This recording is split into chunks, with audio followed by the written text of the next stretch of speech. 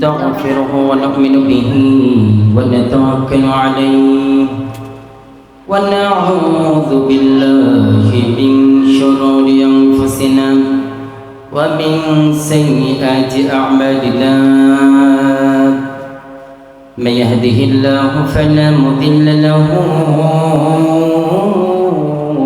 ومن يضلله فلا هادي له أي فلا تجد له وليا مرشدا ونشهد أن لا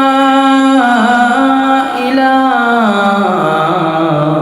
إلا الله وحده لا شريك له الذي لا وزير له ولا ولد له ولا والد له الواحد الفرد الصمد لم يلد ولم يولد ولم يكن له كفوا أحد ونشهد أن سيدنا ومولانا محمدا عبده ورسوله الذي أرسله بالحق بشيرا ونذيرا وداعيا إلى الله بإذنه وسراجا منيرا فقد قال الله تعالى في كلامه المجيد وبرهانه التوحيد সকলে জবান ছেড়ে একসাথে পড়ি আউযু বিল্লাহি মিনাশ শাইতানির রাজিম বিসমিল্লাহির রাহমানির রাহিম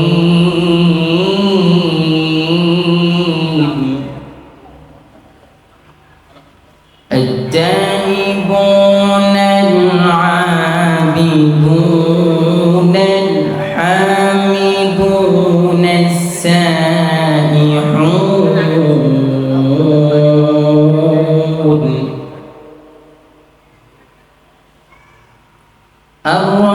الراكعون الساجدون الآمرون بالمعروف والناهون عن المنكر والحافظون لحدود الله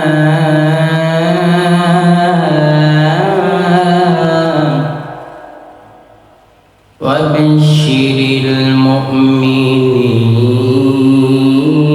المؤمنين وقال تعالى إياك نعبد وإياك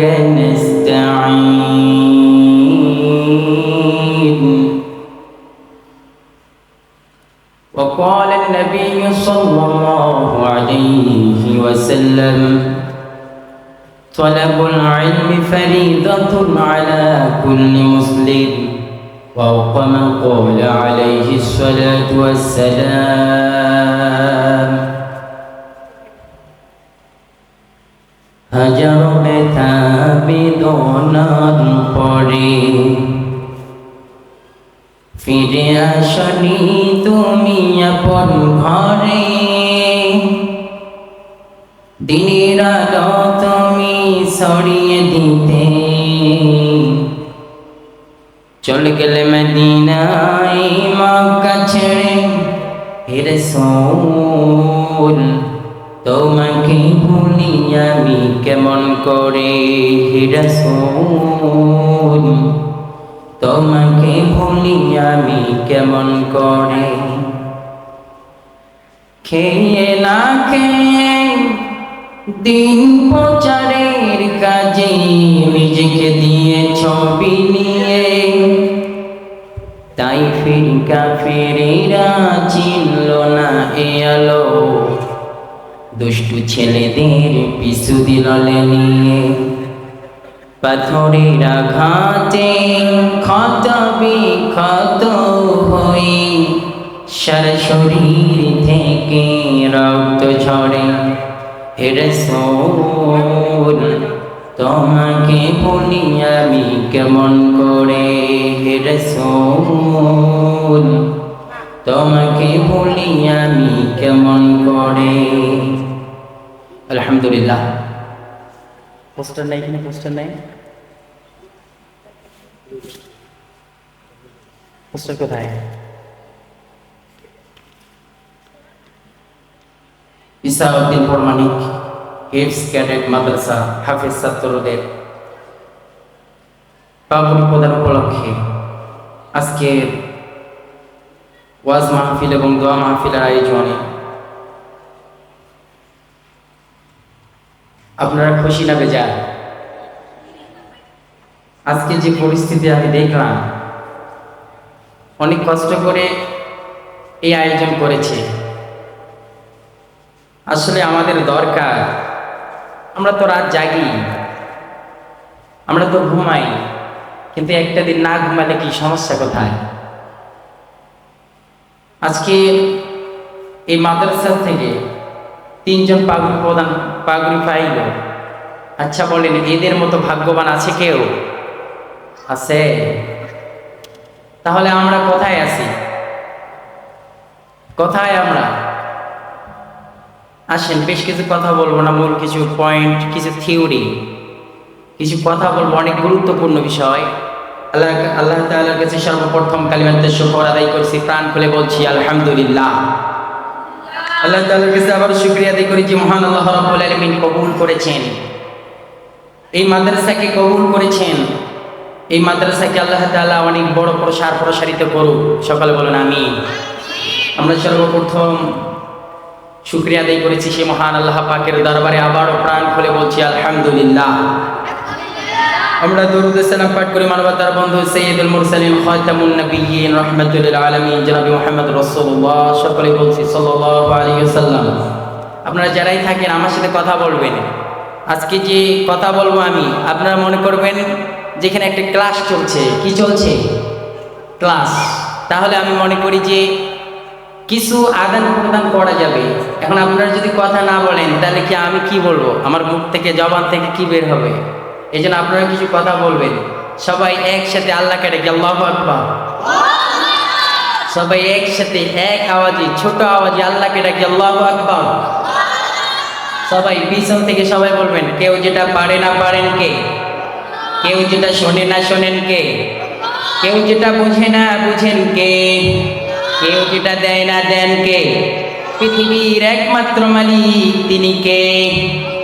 মুসলমান কারো সামনে মাথা নত করে না, একজনের সামনেই করে, তিনি কে? সে আল্লাহর দরবারে কালিমাতে শুকর আবার আদায় করছি, বলছি আলহামদুলিল্লাহ। আমি যে আয়াতে কারিমা তেলাওয়াত করেছি, এই আয়াতে কারিমা থেকে কিছু কথা, মূল থিওরি, মূল পয়েন্ট, এমন কিছু কথা লুকায়িত আছে, আপনারা শুনলে অবাক হয়ে যাবেন। আমি কিছু কথা নিয়ে এসেছি, অনেক কথা আরও অন্য ভিন্ন একটা আলোচনা নিয়ে এসেছিলাম, কিন্তু পরিস্থিতি দেখে কি বলি, বলার মতো আর ভাষা খুঁজে পাচ্ছি না। তবে বলি, এমন একটা সূরা যে সূরার শুরুতে কোনো বিসমিল্লাহ নাই। সূরাতে কি নাই? বিসমিল্লাহ নেই। এটা এমন একটা সূরা, এই সূরাটা মদিনায় অবতীর্ণ হয়। নবী সাল্লাল্লাহু আলাইহি সাল্লামের মাদানী জীবনের মাধ্যম সময়ে শেষ পর্বে এই সূরাটি আল্লাহ তাআলা নাজিল করেন। আল্লাহু আকবার বলেন। এই সূরাটির মোট আয়াত সংখ্যা হলো 129টি, রুকু হলো 16টি। তার মধ্যে আসেন, আমি যে আয়াতে কারিমা তেলাওয়াত করেছি 112 নম্বর আয়াত। এখানে কিছু থিওরি, কিছু পয়েন্ট, এমন কিছু পয়েন্ট আছে যেগুলো আমাদের অনেক উপকারী, আমাদের জন্য অনেক দামি দামি কথা আল্লাহ তাআলা জানিয়েছেন। তার মধ্যে বলি, এখানে আল্লাহ তাআলা বলেছেন 9টা গুণের কথা। যারা মুমিন হবে, মুমিনদের 9টা গুণাবলীর কথা বলেছেন। এখন আমাদের সাথে, আমাদের জীবনের সাথে মিলবে কি না, এটা আমাদের নিজেরাই এখন বুঝে নেন। আমি মূল আলোচনায় চলে যাচ্ছি, তো এতটুকুই বলি, আপনারা বুঝবেন, বুঝার চেষ্টা করবেন, কোথা থেকে কোন জায়গায় যাচ্ছি, কি বলছি, আপনারা একটু শুনবেন। রব্বুল আলামিন সূরাতুত তাওবার 112 নম্বর আয়াতে রব্বুল আলামিন সুন্দরভাবে জানিয়ে দিলেন আত-তাইয়িবুনাল আবিদুনাল হামিদুনাস সাইয়ুন আর-রাকিউনাস সাজিদুন।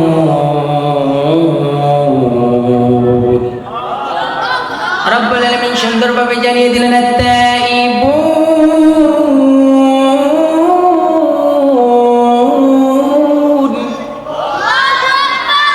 যে মুমিন যারা হবে 9টা গুণাবলীর কথা বলেছেন। কয়টা? 9টা গুণাবলীর কথা বলেছেন। তার মধ্যে 1 নম্বর হলো আত-তাইবুন, তওবাকারী। 9টা গুণের কথা বলেছেন, তার মধ্যে 1 নম্বর গুণাবলীর কথা বলেছেন আত-তাইবুন, তারা হবে তওবাকারী। বলেন আল্লাহু আকবার। তওবা করে কার কাছে? সবাই বলেন তওবা করে কার কাছে?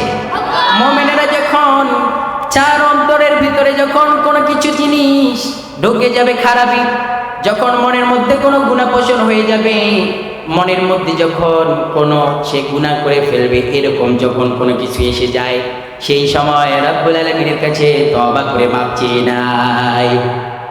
আল্লাহু আকবার বলেন। এই জন্য আগেই বলছি আদান প্রদান করতে হবে। আদান প্রদান করবেন সবাই। অনেকে আওয়াজ দিচ্ছে না, কথা বলতেছে না, একটু কথা বলবেন।